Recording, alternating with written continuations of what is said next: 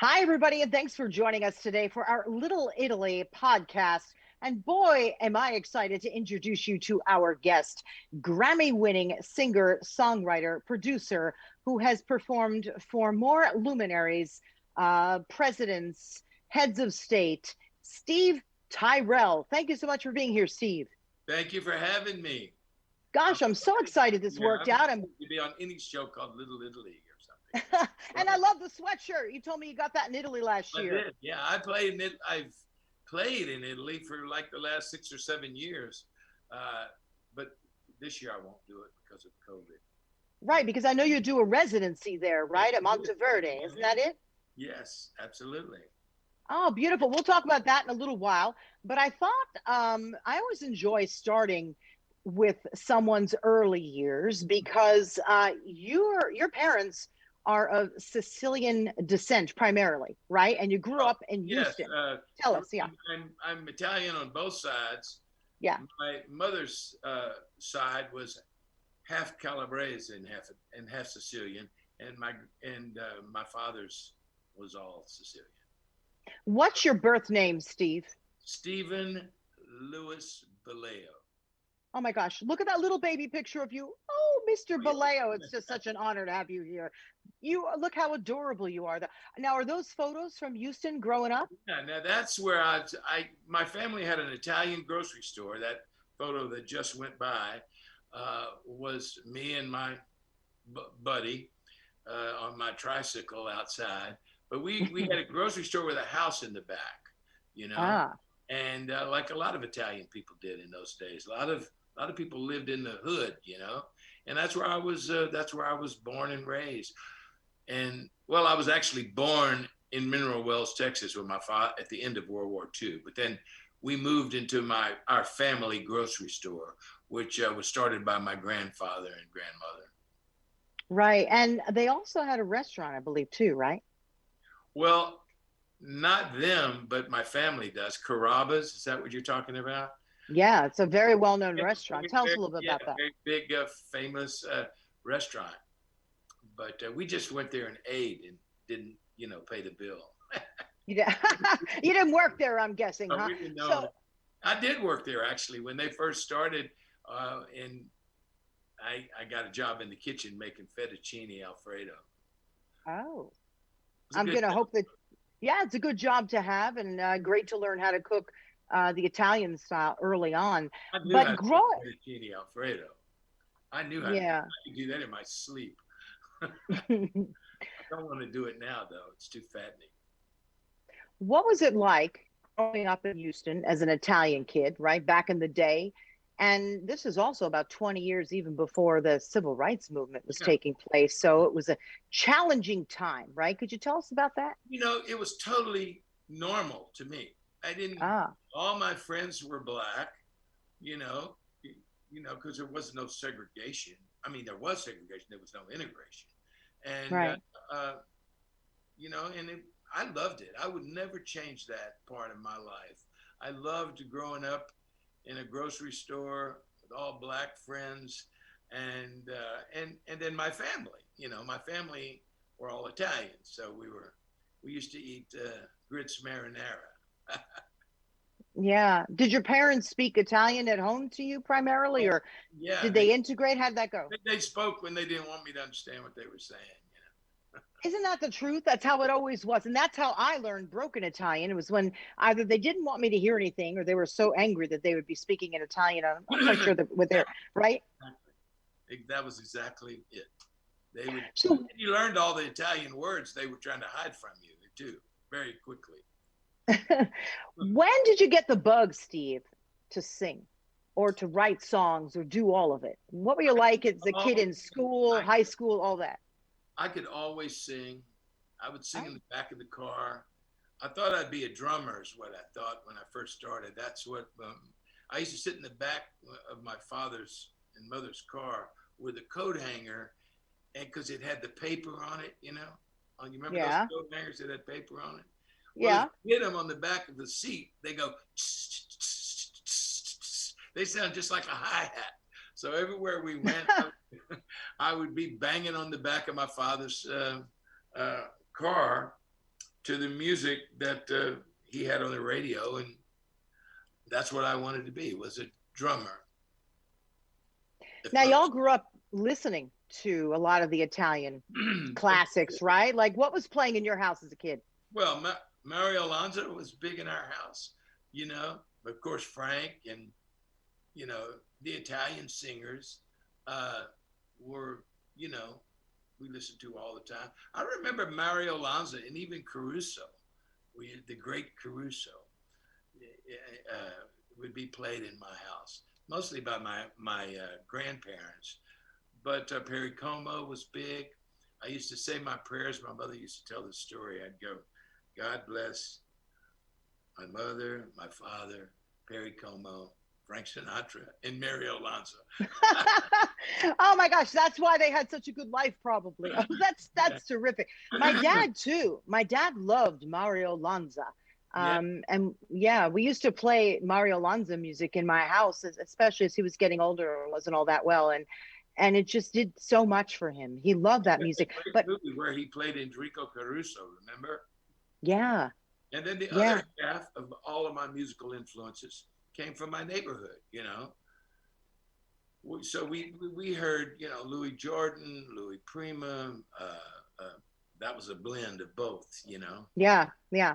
Uh, and let's see, Bobby Blue Bland was big in the neighborhood, you know. Mm. Yes, you know who Just Bobby Blue? really gives us a flavor of what it was like growing up then during that time, especially in the South, which was a very interesting Right. place to be growing up as an Italian kid, right? Especially as you said, you grew up in the Fifth Ward.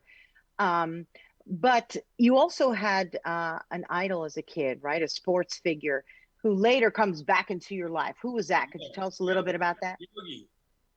Yogi Berra, you're talking about. Well, Yeah. we were always big Yankee fans because they had all the Italians, you know, all of my family. They had Phil Rizzuto and Joe DiMaggio and Yogi Berra and Mickey Mandolini. You remember him? Wait, that was his name? Yeah, Mandolini? Mickey Mandolini was his name. He was really I did not Italian. know that. I didn't know that. Wow. I'm just kidding. Everyone. Oh, oh, you got me there. I swear. Oh my God. No, And but it was you're a all. comic too. Yeah, that's a joke I've used for years. But I loved Mickey Mantle too. But Yeah. Yogi was my man always. I was number 8 on every little league team, high school, you know. And then I grew up and became friends with Yogi. He started coming to my gigs. Joe Torre's a good friend of mine. And when the Yankees made their run back in the '90s, I was uh, I was very involved with the Yankees. Because I was playing in New York, you know, and I'd go to the stadium all the time and hang out with George Steinbrenini. You remember him? You're talking about Steinbrenner? Yes, I do. You're not, let me tell you, get me once. You're not going to get me twice. You're The, not going to get me twice. no, they just got 2 good Joey Gallo, and you know they just got some Italians back on the team again. So I sent them a note saying, you know, it's about time. Now we can start winning. You didn't have enough Italians on the team, but they're back. Better believe it. You know, I hate to jump around too much, but just why not? Since we're talking about Yogi Berra, so you were number 8 as a kid on the ball team. Every team. Let's cut to many years later, when you were a very well known singer, and I believe that you were singing at Yogi Berra's 88th birthday. Is that Well, he correct? invited me to do that. We were already friends by then. He Yeah, started. He started. George Steinbrenner, of course, you know, who owned the Yankees. yeah, Uh, beautiful. big fan, Well, was a big fan of mine, and he would invite the team. And I met Yogi from George, and of course, telling him how much I loved him my whole life, and you know, we bonded real quickly. And he started coming to the Carlisle when I played there all the time. right. Every year, Yogi would come there, and he'd come on opening day, opening night, I mean, because he knew that I would get press from it, you know, which is really cool of him. He made sure he made sure he came on opening night every year that I played there. Then it'd be in the paper, you know. Yeah. No, that was what a wonderful friend to do that, right? That Totally. is a I mean, beautiful he knew what thing. he was doing. You know who else did that for me all the time was Who? Regis, who's half Italian. Yes, Regis was half Italian, so he did that as well. I Regis read would do the once that same thing. Marilyn Monroe would often do that, and she would show up at the front row to some of the black singers to make sure that they would, in fact, perform and be invited back to perform again, which is very interesting. So, what a wonderful friend you had in Yogi Berra. Now, let's take it back to Houston and that drive up to New York. You were 19 years old, right? And you said, what, mom, dad, I'm heading out of here. I'm going to New York to Well, I got pursue a the music career, offer. right? I got it. I what I wanted to do was go to the World Series, and Oh, as at 18 years old, yeah.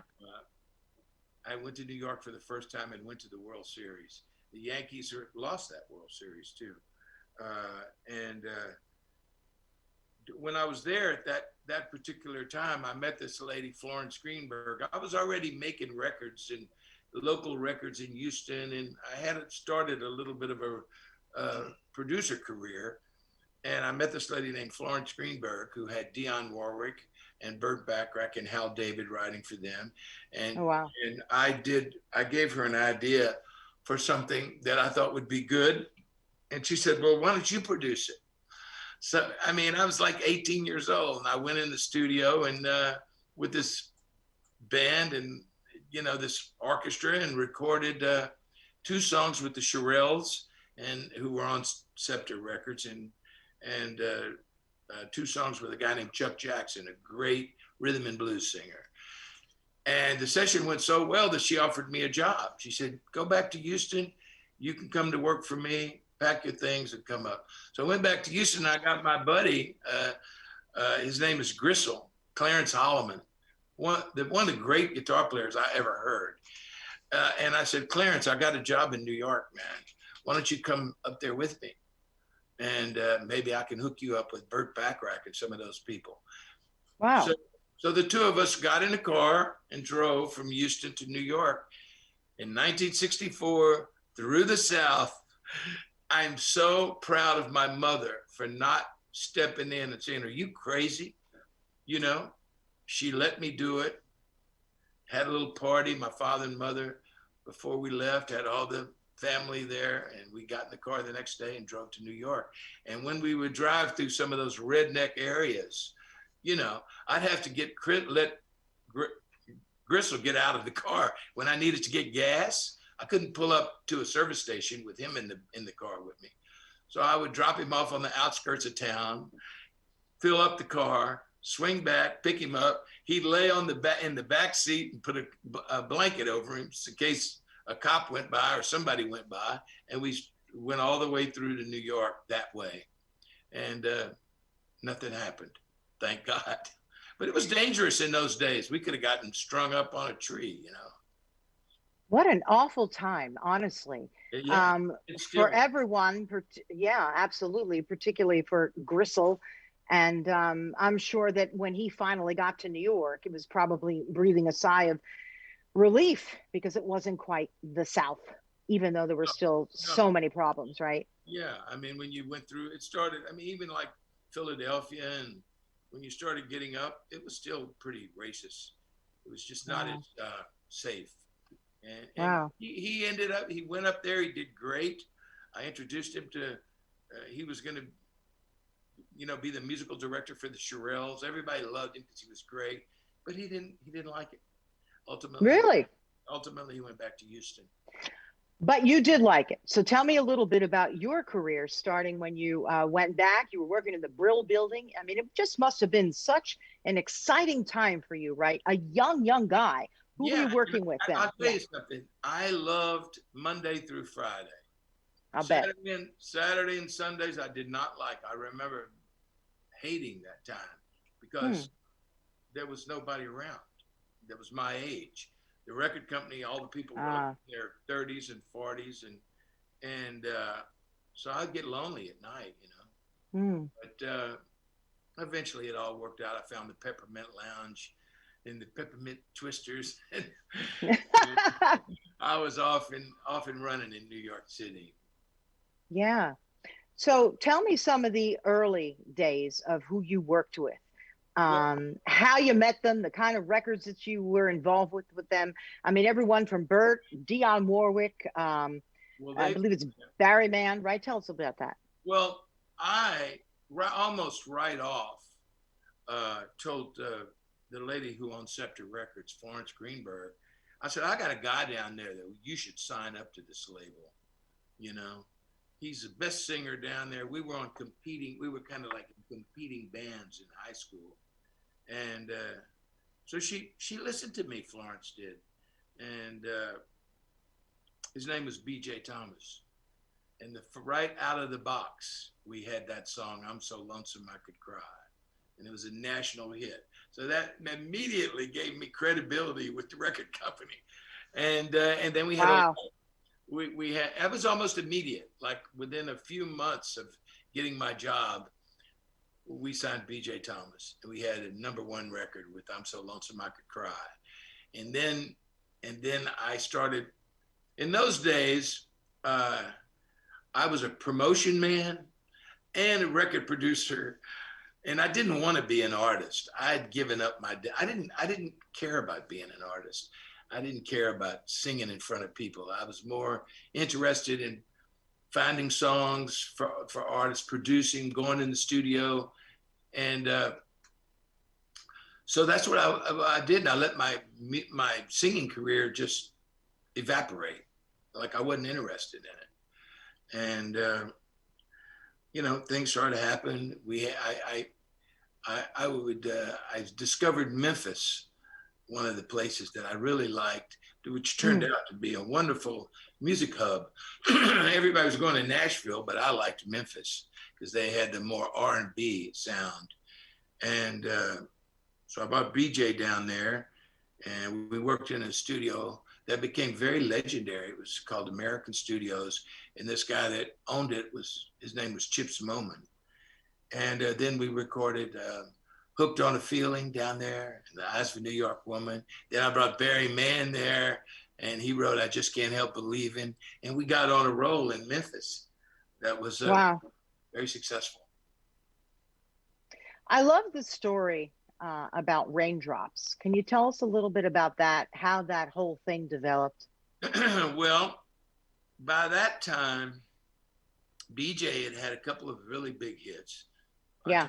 Hooked on a Feeling was a big hit, but then he cooled off a little bit, and also brought the guy who wrote Hooked on a Feeling. His name is Mark James.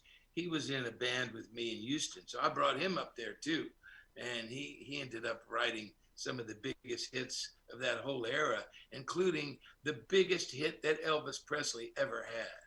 My guy Mark James wrote Suspicious Minds. You know that song? Wow, I didn't know he did that. Incredible. I didn't know he wrote that. I can't walk out because I love you too much, baby. And we were swinging, man. Things were working out just great for all of us. Mark became rich. BJ was, I'll bet. And getting to Raindrops. I'm sorry, I digress. There's so much stuff. No, there's so much stuff. How do you keep track in your own head? Because I can't keep track of it. You asked me the question, and then I wouldn't even remember that if you didn't ask me. Anyway, I was working with Burt and Hal David and Dionne, promoting their records. They were on the same label, and they were getting these movie songs. Like Dionne recorded Alfie. You remember Alfie? What a beautiful song. What's it? Who wrote that? David wrote it. Yeah. And I remember the night we recorded it. They didn't think it was very commercial. No, they didn't. As a matter of fact, I think it ended up on the B-side of something like Trains and Boats and Planes or something, if I remember correctly. Anyway, they were getting these movie songs jobs. Burt Bacharach and Hal David were. And every year, and they were becoming the biggest things in music, Every year they'd get nominated for an Oscar, and every year they'd lose for some reason to some dumb song like Shim Shim Cherie, I think beat out Alfie, for the Oscar. And they got a job working on a movie called Butch Cassidy and Sundance Kid. Mm-hmm. And Burt, saw that bicycle scene and gave him the whole idea of that song. Burt Bacharach never wrote one lyric on any of these except for that one. He only would write the music, But when he saw that bicycle scene, he said the words "raindrops are falling on my head" with the music came to him. So he gave that to Hal David, and they wrote the whole song. When they started playing it for people, and they had the job, it was going to be in the movie, it wasn't received very well. People turned it down. They played it for Ray Stevens, that guy. At that time, he had that song, "Everything is Beautiful." Remember that? I do. He passed on Raindrops. Said, no, I'd rather write my own songs. And they played, I think, for Neil Diamond. He didn't want to do it. So somehow, in the midst of all of us working together all the time, I pushed really hard for my buddy BJ. I said, why don't you use BJ Thomas, for God's sake, to sing that song? We're from Texas. It's a cowboy movie, for God's sake, And I don't know if it was a part of elimination or whatever, but they went for it. And BJ went in the studio with Burt and Hal and me and Florence and all of us and recorded that song. And it became the second biggest hit of the entire decade. Only song that sold more than "Raindrops Keep Falling on My Head" of that whole decade was "Let It Be" by the Beatles, Wow.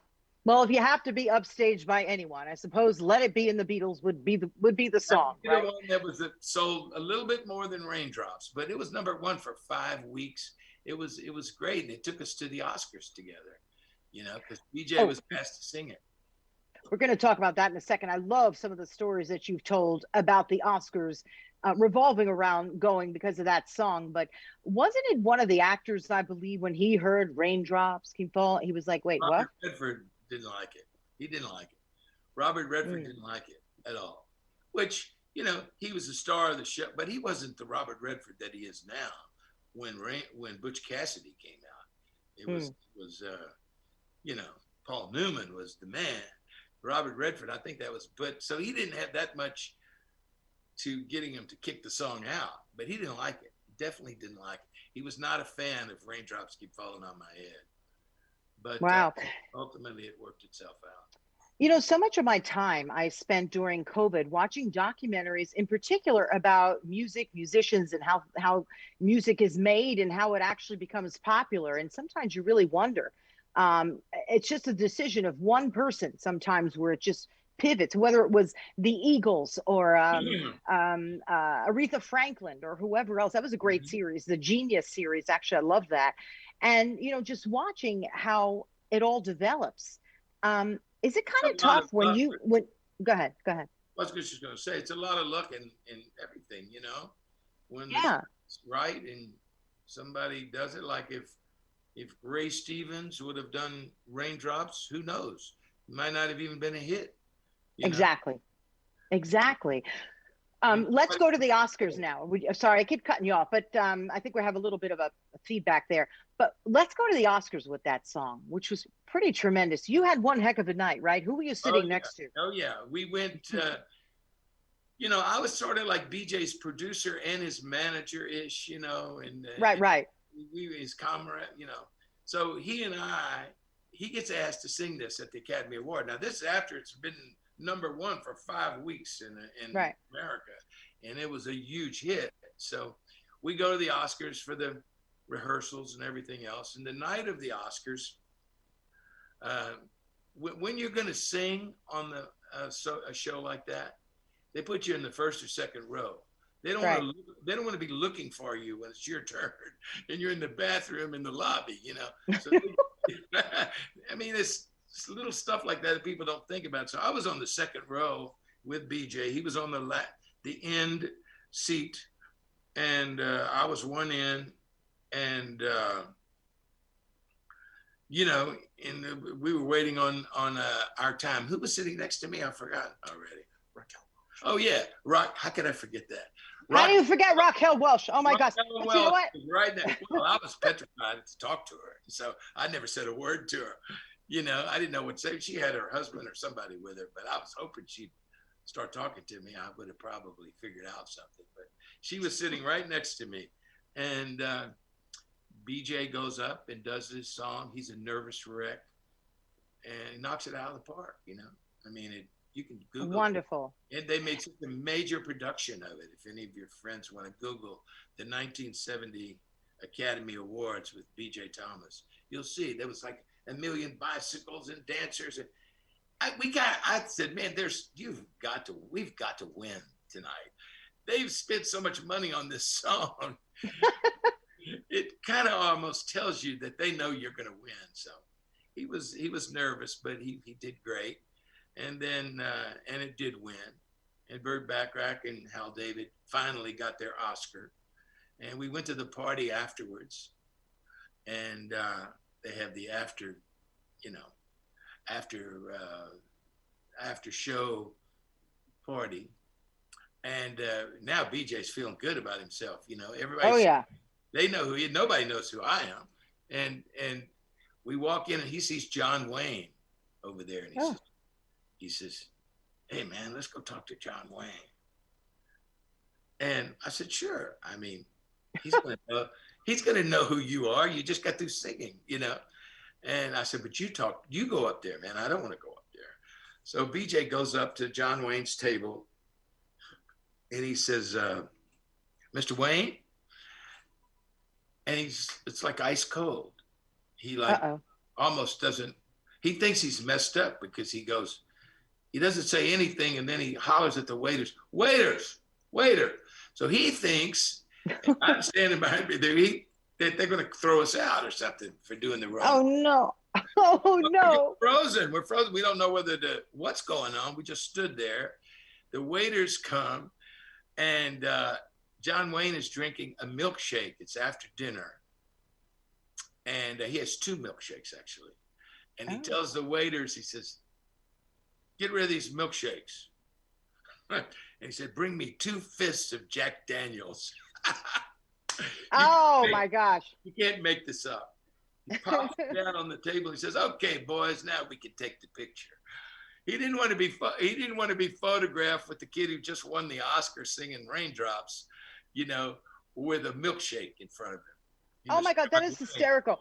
What a great story. What a great story. Please tell me you've got that photo somewhere, or maybe we even have it, but wow. I never found that photo, honestly. No?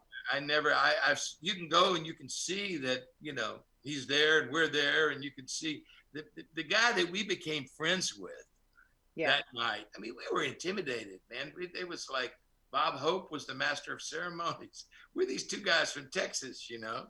And, oh, heck yeah. You know, but the one guy that we bonded with almost immediately was Dennis Hopper. Dennis Hopper was nominated for Easy Rider. Wow. And he was there with a white cowboy hat. Your fans can look it up, 1970 Academy Award, Dennis Hopper. And we're talking to him and we're feeling, you know, he's like a contemporary of us. He wasn't intimidating us, you know. And that was the first time in, I don't know, like 15 years or something, that Elizabeth Taylor had gone to the Oscars. And if your friends, if your audience Googles this, she had this big diamond necklace that Richard Burton had given her. It was the big talk. I don't know how many carats it was. So when she came out on the stage at the Oscars with that big rock and Richard Burton behind, the whole place went nuts. You know, everyone gave her a standing ovation. Now cut to the dinner that I'm talking about afterwards. We're talking to Dennis Hopper. She comes into the dinner and Dennis hollers at her from across the room. Hey, Liz. Yeah, exactly. Hey, Liz, you know. Oh my. And I go, Dennis, are you nuts? They're going to throw us out of here, man. And when they And when they search you, we're all going to jail. Oh my God. What a night for you. Oh, so Who what knows? happened? That's right. What Never, happened? so who can, you can't imagine what Dennis Hopper's holding in his pockets. You know, it was the drug time, and he was known for that. And I told him to shut up. Meanwhile, Liz looks over when he hollers at her and goes, Dennis. And he goes over to her, and and they embrace, and you could tell she like really liked him. And I'm thinking, how the hell does she know him? You know what I mean? Right. A hippie motorcycle rider, and she's the Queen Elizabeth. So they talk for a while. He comes back, and I tell Dennis, I said, man, that was impressive. I must tell you, that was impressive. Yeah. I said, what did y'all talk about? And he said, well, remember how Dennis Hopper talked? Yeah. Well, I said, Liz, is that real, Liz? And I'll bet you her answer was, oh yeah, right? Yeah, her answer was, you bet your ass it is, Dennis, and the tits are too. That's what she said.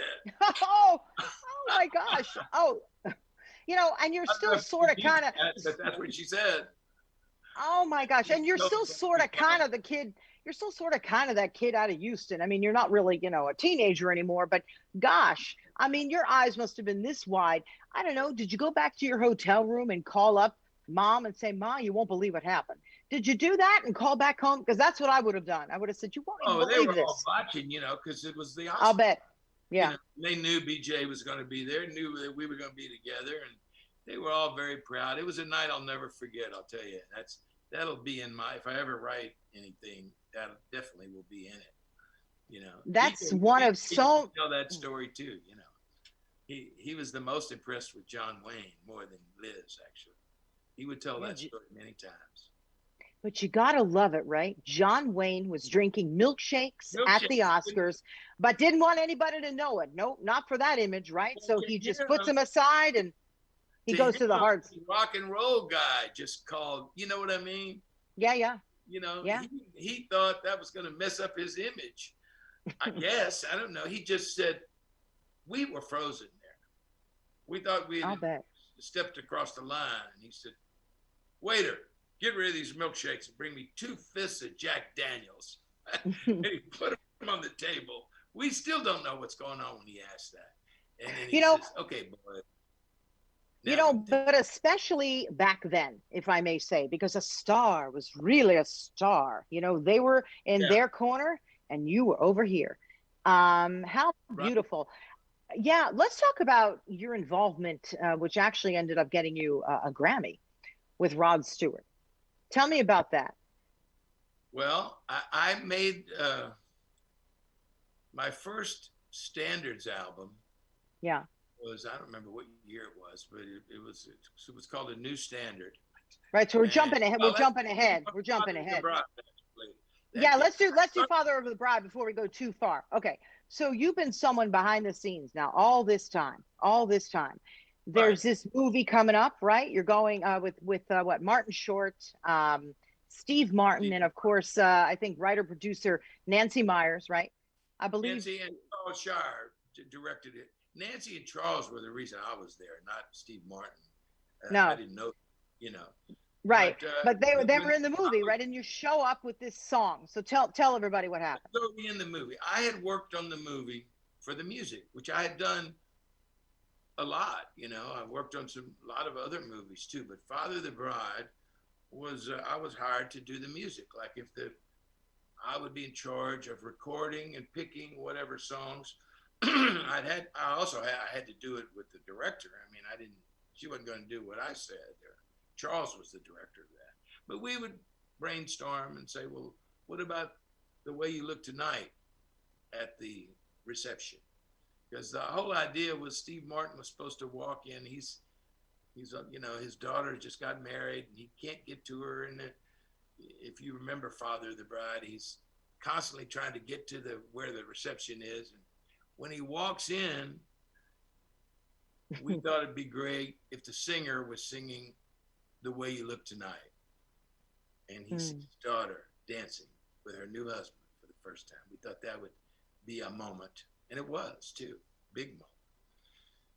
So I did, Bob Mann actually did the arrangement of that for that. Like we tried to make it like what a band would sound like playing it at a reception, and Yeah. I sang it, and they said, well, you just sing it. We don't need to get anybody else.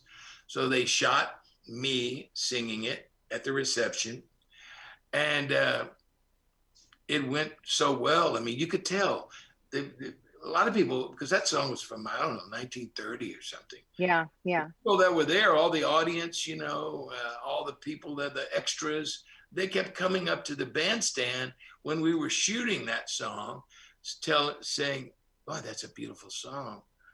Did you write that song?" I wish, but that we were getting those. We could tell we had done something good. Yeah. So I told Charles, I said, man, and Nancy, I said, why don't you put that over the end of the movie too? And at the end of the movie, when she goes off on her honeymoon, you bring the song back and let Ray Charles sing it. And I will produce it with Ray Charles, and that'll be your signature song for the Father of the Bride. And that was my idea. And so they said, okay. So when they previewed the movie, they didn't bring Ray Charles yet because they were still previewing it for audiences. So they just took my version and put it also over the end of the movie. And every time they screened the movie, the audience would say, who's that guy singing? Boy, that's a great song. And they ended up using me at the end. And I went in and recorded the end version with 90-piece orchestra. And that started my career really as an artist again. I started getting record deals offered to me and people telling me, hey man, you should make an album of this. I remember Steve Martin telling me that night, he said, man, you should make an album of these kind of songs. And I told him, who the hell would buy it? Steve Martin said, I would. Ooh. He did say that exact thing. He said, I would. So then you did your first album. Right. And this album that's about to, drop in 2 days is number what? This is 13. Which one? This is number 13. Mm-hmm. So then that was your first album. And that I know that you've had such incredible success. I believe most of them, if not all of them, were the top 5, right, on the Billboard jazz charts, right? Go ahead. 12 of them. Well, 11 of them made the top 5 and one of them made the top 10. So amazing.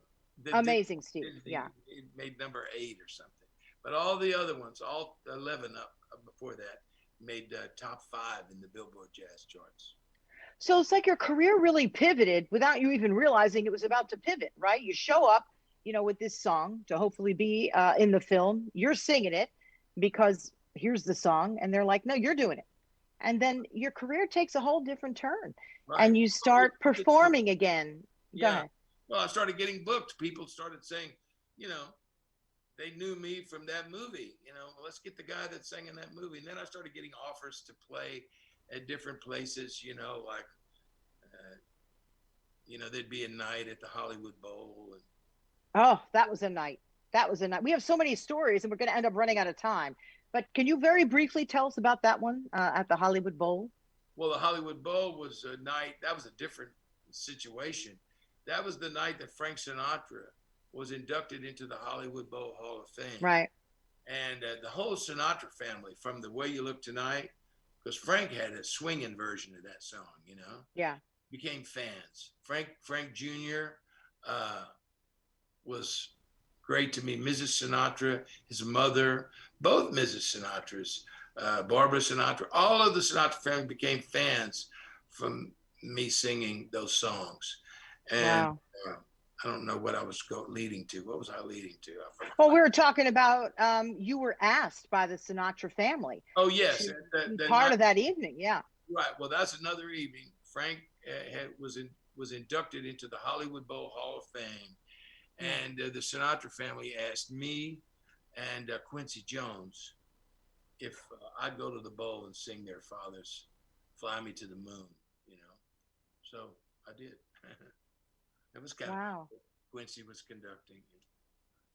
I mean, do you ever just stand there at that moment, right? Even though you had been quite a success, do you ever just stand there and say, "Are you kidding me? I'm at the bowl and I'm doing this with Quincy Jones, being asked by the Sinatra family?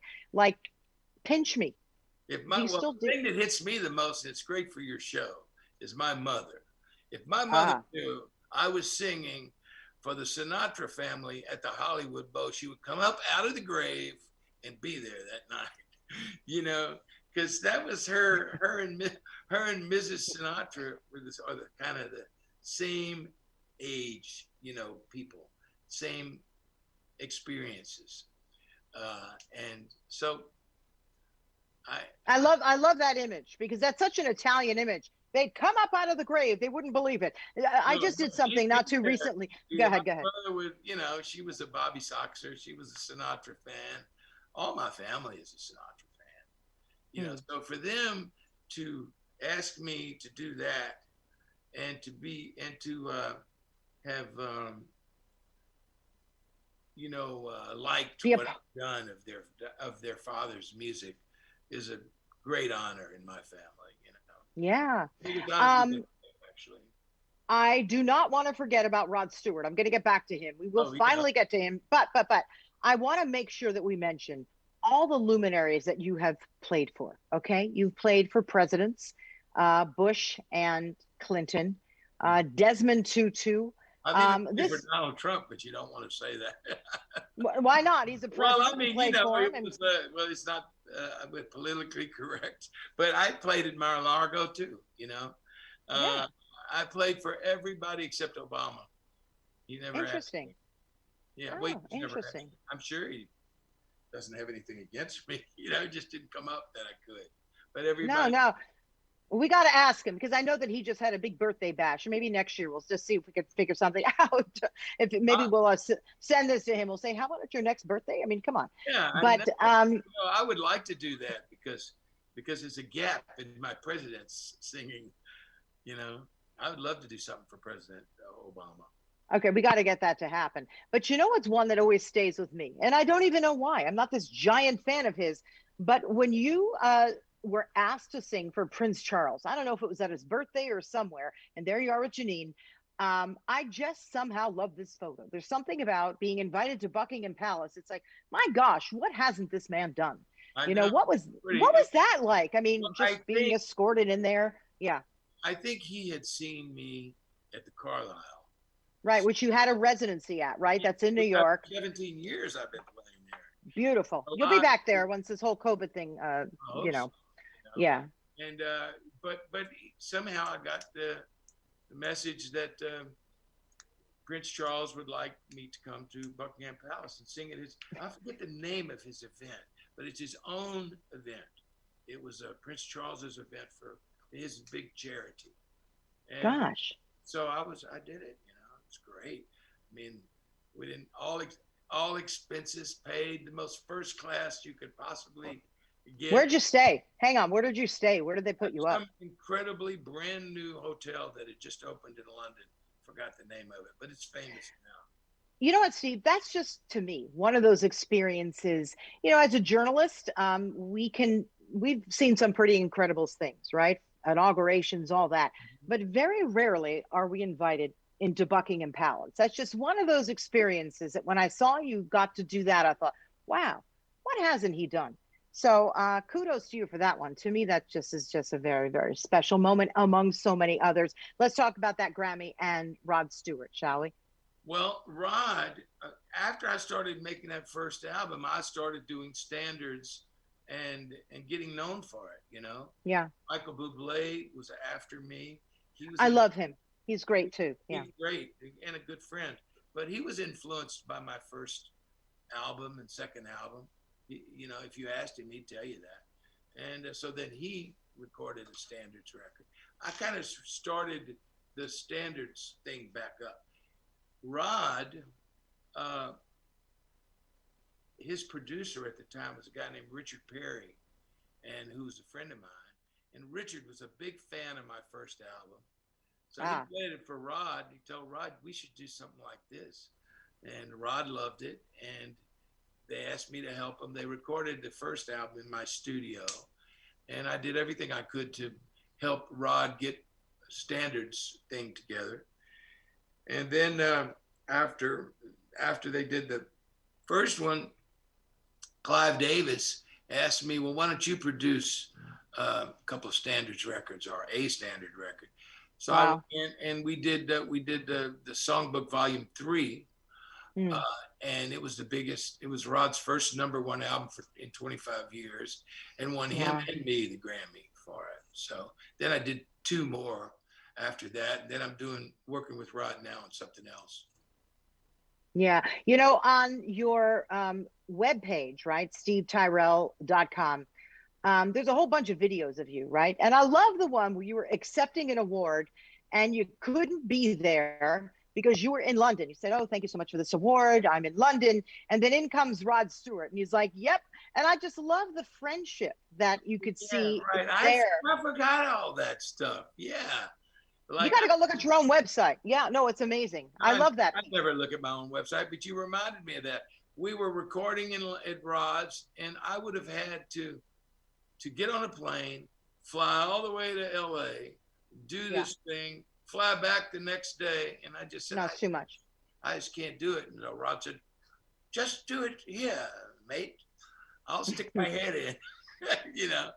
I loved it. I loved it. It's one of my favorites. You know, you've got some beautiful videos on there. I mean, how could you remember everything? I don't remember everything from my own career. Not so totally about that.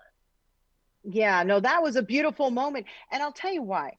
You could see the friendship between the two of you.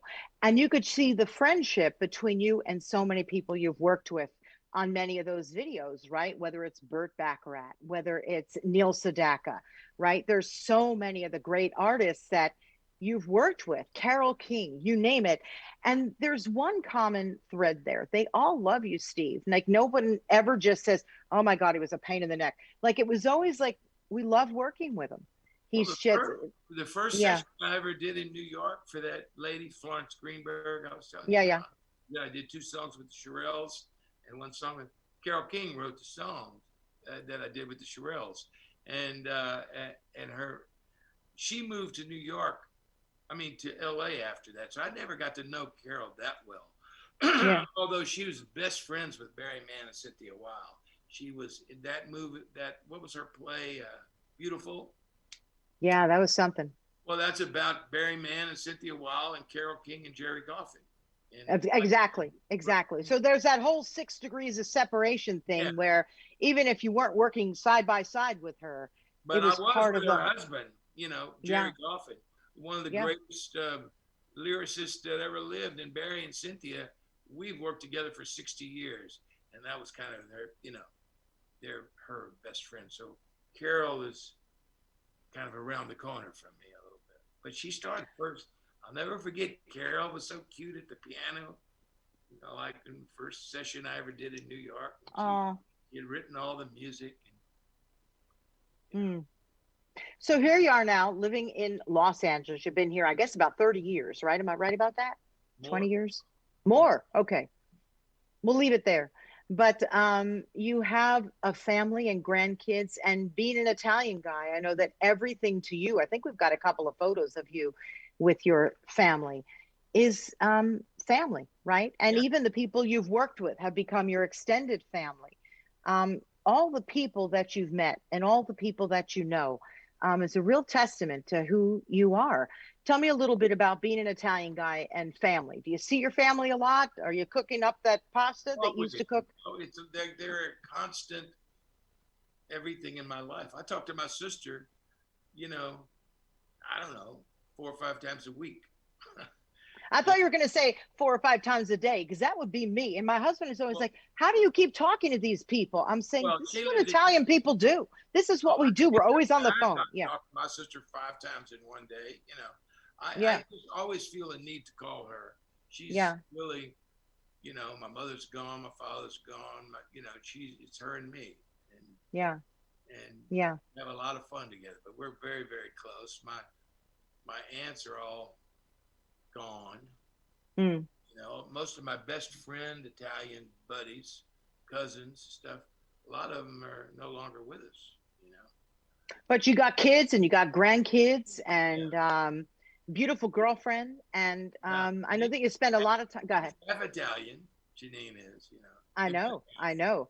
We connect over that and a lot of other things. But I know that you spend a lot of time with family. Are you cooking up a storm still or not so much? Janine is a great cook.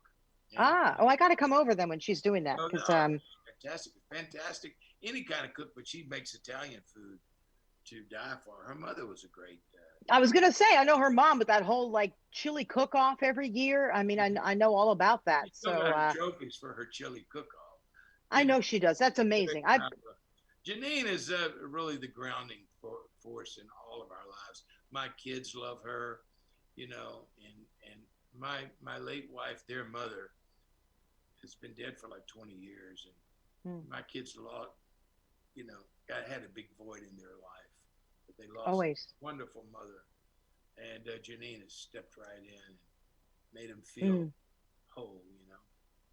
Oh, absolutely. So this album, before I get to this, Steve Tyrell, Shades of Ray, which has also been playing in my house for the past few days. I was getting ready to it upstairs. Oh, my husband walked in and he goes, I forgot which one it was, but he said, oh, my mother always used to play that. I love it. And he started dancing around the room, getting ready for work. We've been Very Steve proud. Tyrell 24. So it's beautiful, beautiful album. But before I let you go, is there anything maybe you could sing a little bit for us? You don't have to go to the piano behind you or anything, but gosh, I sure would love that. But you from Ray, you mean? There's so No, many from of them. anything. Maybe from Father of the Bride if you want. Someday when I'm awfully low and the world is cold, I will feel a glow just thinking of you and the way you look tonight. That's Father of the Bride. Ray is Georgia, Oh, Georgia. A song of you comes as sweet and clear as moonlight through the pines. I love the Ray Charles songs. I'm trying to think of what would be good ones. Do you got any suggestions? Am I blue? And we've got a lot of good ones on there. I wanted to do this Ray Charles album for years, but I was mm, always a little bit hesitant. I wasn't hesitant to do a Frank Sinatra album or a Burt mm. Bacharach album, but Ray Charles is the high priest, and Oh, I'd yeah, here. start working on it and I'd think, who the hell wants to hear me sing these songs when you can hear Brother Ray? But I'm very happy with the way it came out. We tried to do our version of Ray's songs, not Ray's versions. You know what I mean? We didn't try Yeah. to copy what he did, but he was such a musical influence in my life, my whole life. I mean, the first songs I ever sang in high school were Ray Charles songs. That Mm. I think they just come out organically. The the respect and reverence that I have for him, and I'm really happy that I finally did it. Can't wait for people to hear. Beautiful. Oh, it's wonderful. And it has been such an honor to talk to you. Um, your entire life and life in music is just so legendary, but it's who you are in particular when we interview other people about you and they say, oh, he's just a great guy. So thank you so much for joining us. I hope someday we could get you down to Little Italy and perform for us down there. I would do That'd be that in really a cool. heartbeat. I would do that in a heartbeat. Just set it Okay. up. And my band's in LA. It wouldn't be that hard to put together. No, And honestly, I'm going to talk to the folks who kind of run it and say, how can we do it? Where can we do it? Whether it's outdoors or sort of in an indoor venue. yeah, a lot of times the people don't. The biggest thing that bugs me is a lot of people don't know just how Italian I am. Steve Tyrell, but I'm Italian through and through. My blood is Italian 100%. And so whenever I have a chance to play, We will hold you to that because I know you'll do it. If you're as long as you're available, I believe you'll come down I and do it. definitely will I'm do so go ahead. it. Do it. I want them people to know, you know, that Stefano Luigi Paleo is in town. That Mr. Baleo is in town. Yeah. Absolutely. Thank you very, very much. And Gosh, just an honor. Any parting words you'd like to say to us other than please, everybody, pick this up. It's a beautiful CD. Again, it drops in 2 days, and you could pick up the hard copy of this, I believe, in early November. Right, but you can get downloaded. I really am. I hope people, everybody, the reaction to that album is Yeah, it's great. Great, and better than any album I've ever released, actually, where people have heard it. So I'm proud of it, and I want people to check it out. I think you'll like it. All these songs are incredible anyway. And you're also going on tour. I believe you're hitting New Hampshire next, right, in early October. And you've been at the Catalina Club in Los Angeles. That is a great place. For all of our LA people, please go and see Steve. For 25 years, I think. Once or twice a year. It's like the only real jazz club that's left in Los Angeles. But no, it's a great night too. It's a lot of fun there. And hopefully soon for our folks in New York, you'll be back at the Carlisle where you've had a residence. So hopefully that's going to happen maybe next year. And you're going to be on tour. All the tour dates are on your website. So gosh, Steve Tyrell, an honor to have you. My pleasure, my honor. It was great talking to you. I knew when we had the first conversation, we just went on and on and on for talking about different things. Well, there's so much to talk about. Oh, quick question, just one answer. Is there somebody you haven't performed with yet or performed in front of yet that you'd love to, like the Pope or something? Well, he's Italian. He might have liked it. I don't know. I never think in those terms, Yeah, interesting. But there's so many great people in this world. Yeah. I'm always honored, like when people come into the Carlisle and like the show and amazing, and they're like big deals, and I remember one of my highlights at the Carlisle was when Hillary Clinton lost the election, and she had supported me a few times there. The first place she went after she lost the election was the Carlisle. So I had at the end of my set, That's Life. That song? Yeah, I know it. Yeah, That's Life. Did you point at her or what? Did you just? Just when you're feeling down on your luck or something. Oh God, I wish I could have remembered it. Oh man, forget it. Now he's trying to look it up. Yeah, that's your assistant. The line at the end of her. Go to the last line. Yeah, he's showing me what it was. This is kind of like what it's like behind the scenes, everybody. It's like, you're like, wait, what is that? What is that? And then you got the producer and the assistant going, here it is. It's amazing that I haven't screwed up more, Oh, please, Steve, you ought to see me every day. It's amazing I remember anything. So, yeah, right. I know. But just when I find myself, that's what I was looking for. Just when I find myself flat on my back. Flat on. Just let me start again. Just when I find myself flat on my face, I pick myself up and get back in the race, and that's life. Well, I had it in the set that night that she came, and I pointed to her and I sang, she had just lost the race, and I pointed it, and there's a lot of Republican people that go to the Carlisle. The whole place went nuts. They were like, we just saw one of the coolest things ever, So that was, that was a high point for me. And that was worth waiting for. That was a wonderful story, Steve Tyrell. Thank you so much. You're just a doll. You're such a delight. And I look forward to seeing you very soon. Thank you. Yeah, beautiful. Please remember, everybody, pick this up. Shades of Ray, phenomenal. And all of his other work too. Find it on his website. You can order it wherever you get your music.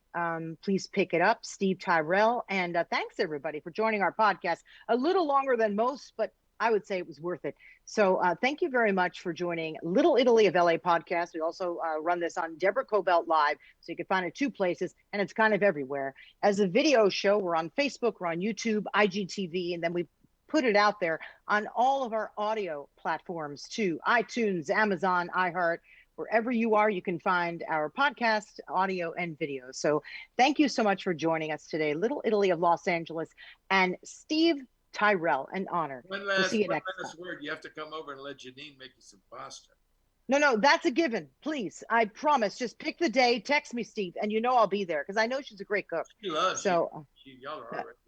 yeah, no, she's a beautiful person, beautiful. So thank you both very, very much, and Isaac over there too for helping navigate our wonderful interview. There you are, there you are. How you See, doing it's all family, everybody. It's all family. Steve, Isaac, everybody. So thank you again for joining us, and we will see you again next time. Ciao, ciao. Gotcha. There we go. We did it. Oh, is that Janine over there?